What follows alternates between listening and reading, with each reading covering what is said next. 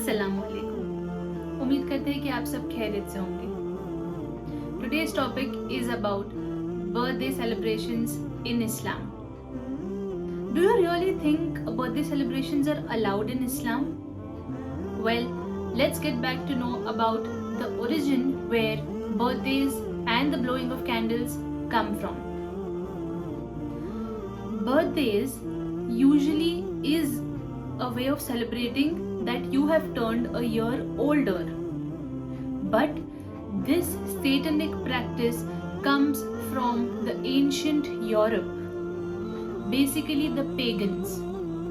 The pagans were of a tribe in the ancient Europe, and when the winters were very harsh, जब सर्दियाँ बहुत थी, तब ये लोग लिटरल हाइबरनेशन में चले जाते थे। ये लोग केव्स और गुफाओं में जाकर छुप जाते थे।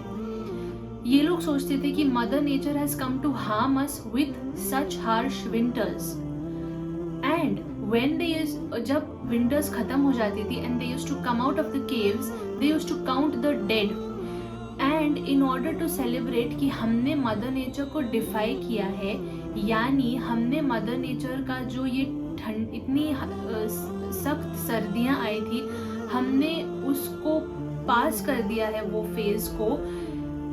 तब वो लोग एक क्रेसेंट शेप्ड मून, मतलब चांद ऐसे क्रेसेंट शेप में होता है, वैसे शेप के केक वो लोग कैंडल्स लगाकर ब्लो करते थे, making a wish, and they used to cut it.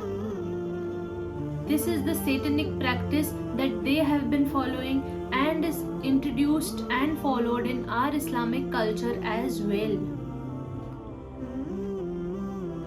क्या आपने कभी सुना है पास्ट हदीस में कि रसूलुल्लाह सल्लल्लाहु अलैहि वसल्लम या उनके कोई सहाबी ने बर्थडे सेलिब्रेट किए थे, या कहीं पर भी कोई भी इस्लामिक किताब में इसका कोई जिक्र आया है?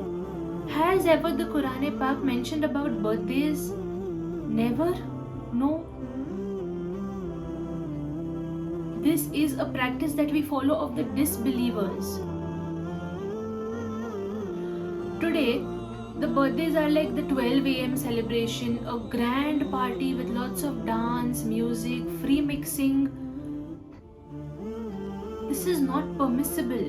The candles associated with birthdays has a satanic origin. जो ये pagans थे, they had to blow the candles, और ये जो कैंडल्स ब्लो करने का रिचुअल है, ये उनकी गॉडेस आर्टेमिस को खुश करने के लिए था. आज भी हम देखते हैं कि केक पे इतनी एज से ज़्यादा तो कैंडल्स, जितने आप एज के उससे ज़्यादा तो कैंडल्स लगी होती है, एंड वो सब कैंडल्स को एक टाइम में आप जितनी ज़्यादा से ज़्यादा ब्लो कर सकते हो, that is the ritual. Wish मांगना and closing your eyes and making a wish and then blowing up the candle. In short, celebration of birthdays, you are just displeasing Allah Pak. We do not have something as such celebration of birthdays and cutting of cakes. Cake तो आप कोई भी normal day पे लाके काट के खा सकते हो. कैंडल्स लगा के ब्लो करने की क्या जरूरत है? वो ठीक है. And along with the cakes, there are two types of cakes. One is for cutting and one is for putting on the face. Risk की बर्बादी, that is another topic that of course we'll cover later. But what is the necessity of this? आपको मनाना है, कोई celebration आपको करना है, आप इस्लामिक फेस्टिवल्स को अच्छे से सेलिब्रेट करो ना. ईद उल फित्र, ईद उल जुहा, देन आप आपकी शादी को सेलिब्रेट करो, आप आपके निकाह को सेलिब्रेट करो, आप आपकी औलाद की पैदाइश को सेलिब्रेट करो, but in an Islamic and in a halal way. All these celebrations in a halal way. What is the necessity of having fun with un-Islamic activities? We are not supposed to celebrate our birthdays. If this was helpful, please like, share and subscribe.